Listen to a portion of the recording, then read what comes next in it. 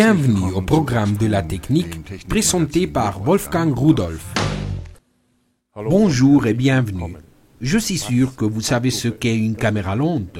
Je ne veux pas dire lorsque quelqu'un travaille lentement comme moi. Avec caméra lente, nous voulons dire élargir quelque chose dans le temps. Nous augmentons le temps pour pouvoir voir ce qui se passe dans un certain espace, puisque nous ne pouvons pas le voir à l'œil nu. En 1904, Alfred Muskertz l'a déjà déposé comme présentation d'images avec miroir.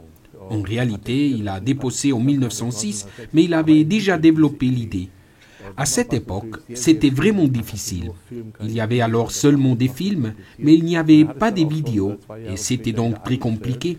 En fait, 2 ans plus tard, il a suspendu pour des motifs économiques. La société Engelmann à Dresden l'a acheté.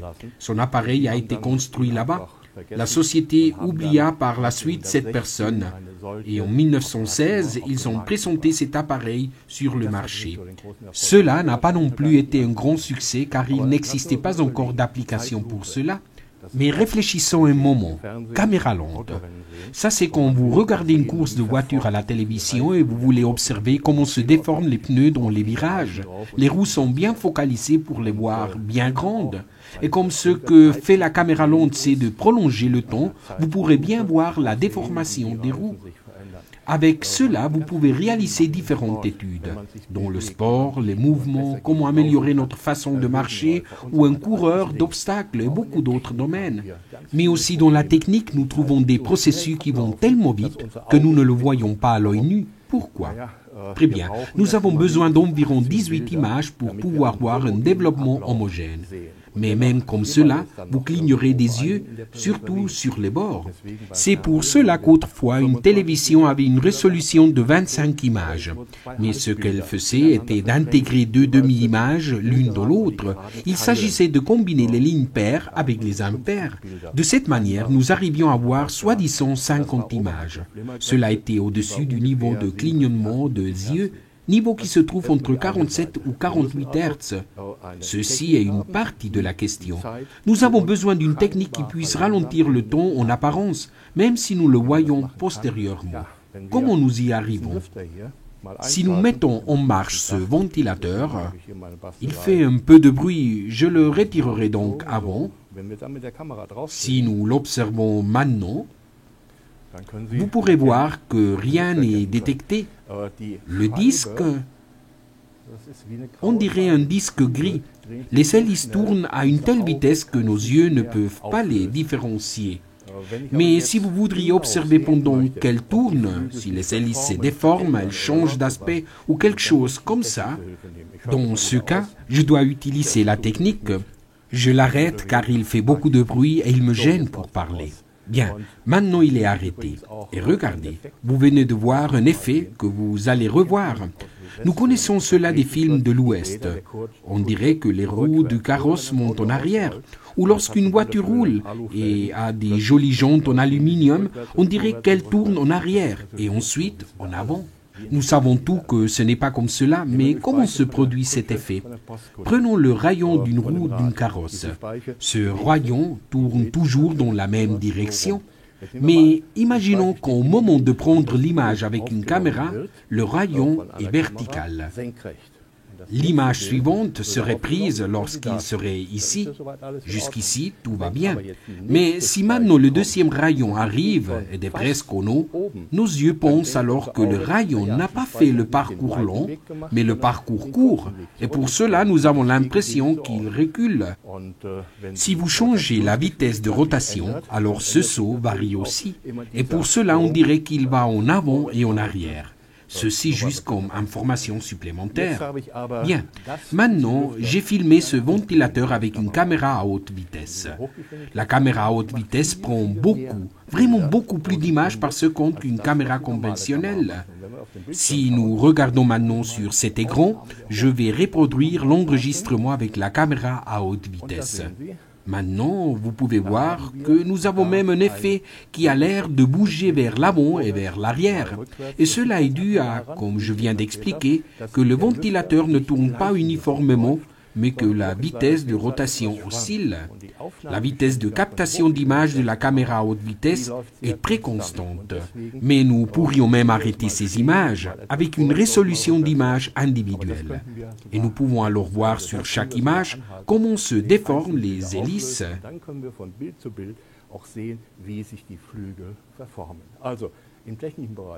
En résumé, dans le secteur technique, il existe plusieurs applications qui demandent d'élargir le temps. Pour cela, il existe des caméras qui enregistrent plus de 50 ou 62 images ou images complètes par seconde, selon la norme qui s'applique. Elles peuvent enregistrer des milliers d'images, ce qui permet d'avoir une résolution très ample et voir comme quelque chose se passe pas à pas. Bien, maintenant nous trouvons certains problèmes. Je voudrais vous montrer et vous expliquer où se trouvent les problèmes lorsque vous voulez prendre beaucoup d'images dans un espace de temps court. Pour cela, je veux vous présenter une caméra à haute vitesse.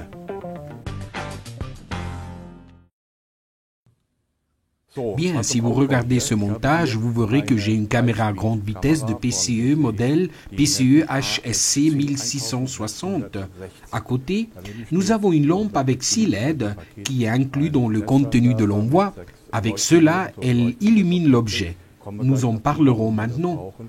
Nous avons aussi une télécommande avec laquelle vous pouvez enclencher la caméra pour qu'elle enregistre des images. Vous pouvez la connecter à la caméra, mais vous pouvez aussi l'utiliser depuis l'ordinateur. La caméra se connecte avec un câble USB inclus dans l'envoi à une interface USB 3.0. Le système opératif doit être au moins Windows 7 ou encore mieux Windows 8 avec une mémoire RAM de 2 GB. Et ceci est très important, avec 2 GHz de fréquence de base. Cela est dû à la grande quantité de données que l'ordinateur doit recevoir et traiter. L'installation inclut aussi un logiciel. L'installation est simple. Windows reconnaît automatiquement la caméra. Vous trouverez le logiciel sur un CD que vous voyez sur l'écran. Et l'installation est simple, comme je vous l'ai mentionné avant. Ceci est seulement le montage. Maintenant, je voudrais enregistrer quelque chose. Pour cela, j'ai amené un jouet.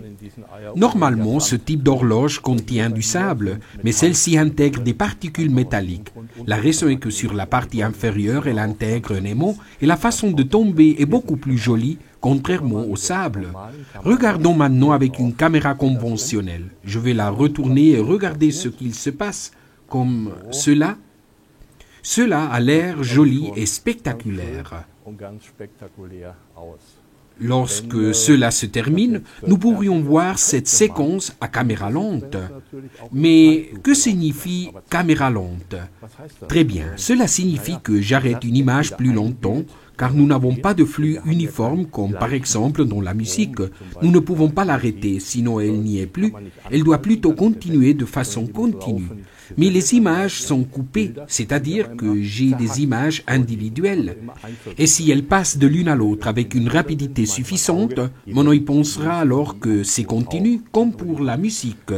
Mais si maintenant je ralentis la fréquence des images, je le verrai alors entrecoupé, et tout ira alors plus doucement.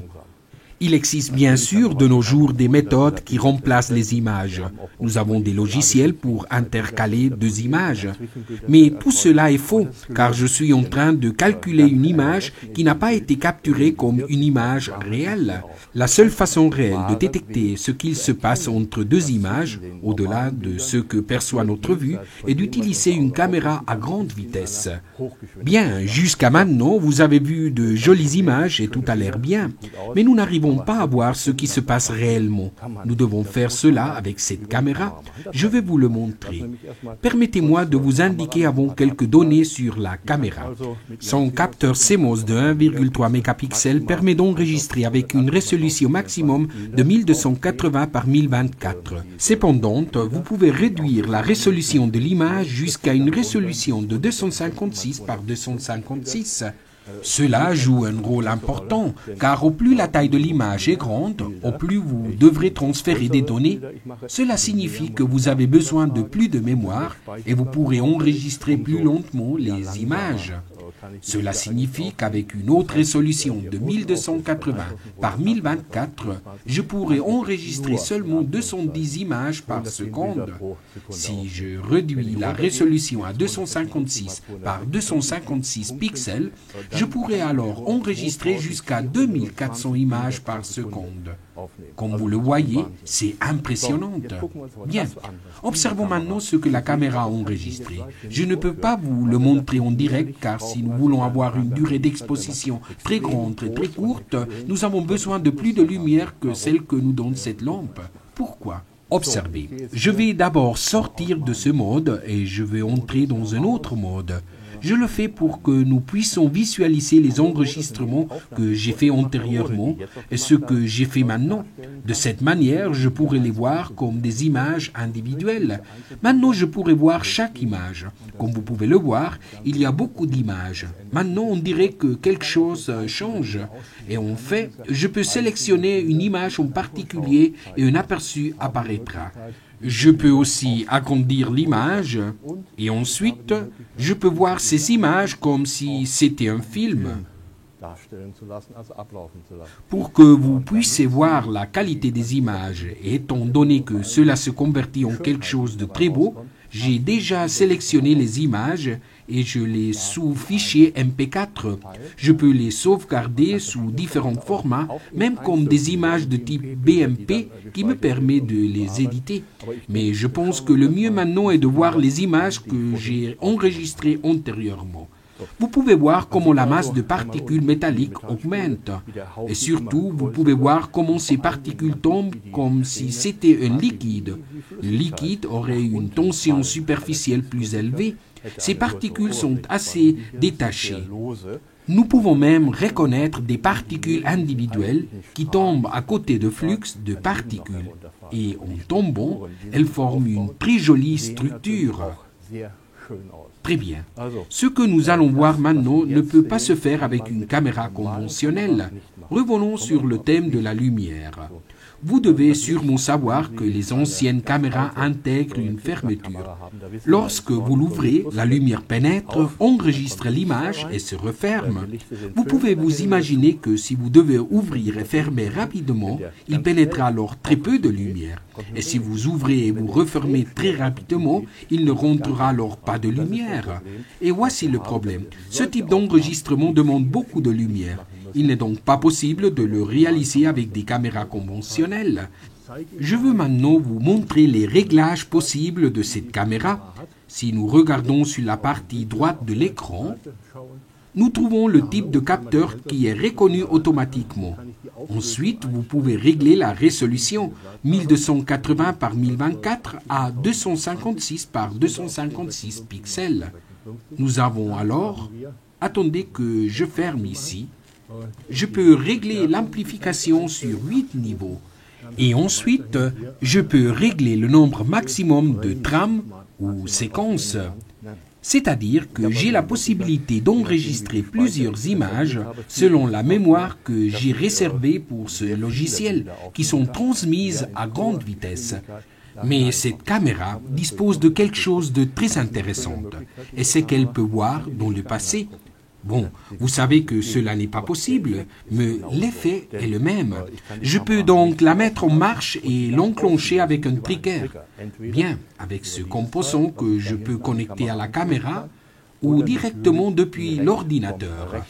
Et je peux donc régler sur le logiciel que lorsque j'actionne le bouton trigger, qu'il m'enregistre alors les 1000 images antérieures. Ceci est possible seulement car la caméra est toujours en train d'enregistrer et ensuite elle élimine. Et si maintenant j'appuie sur le bouton, elle comprend alors qu'il ne s'agit pas de la première image qu'elle doit enregistrer, mais les 1000 images antérieures aussi. Cela peut être 100 ou 50 ou autre. L'avantage est que si nous le faisons manuellement, et nous sommes en train de voir un processus, lorsque nous appuyons, c'est donc trop tard. Et c'est pour cela que le logiciel de cette caméra permet de voir dans le passé. Elle peut aussi nous dire combien d'images vous désirez avoir après l'enregistrement ou laisser enregistrer jusqu'à ce que la mémoire soit pleine. Bien, regardons maintenant le réglage suivant. Nous trouvons la durée d'ouverture de la lunette. Ici, comme vous le constatez, cela commence à partir de 100 microsecondes et termine avec 100 millisecondes. Vous pouvez aussi le régler avec une propre valeur. Cela signifie que ces 2420 images avec une résolution maximum que permet cette caméra, vous pouvez régler tout cela de façon simple. Donc, une caméra comme celle-là sert à améliorer nos produits et comprendre le processus, mais aussi dans l'enseignement, comme les universités, où quelque chose doit être analysé en profondeur. Comme vous le voyez, il s'agit d'un outil important. En plus d'être importante, elle me plaît. Justement, comme vous le voyez, je continue à faire des essais. Regardez avec attention. Et si vous voulez voir plus de détails, prenez une caméra à grande vitesse, comme par exemple ce modèle PCE HSC 1660 de PCE qui m'a beaucoup plu. Au revoir.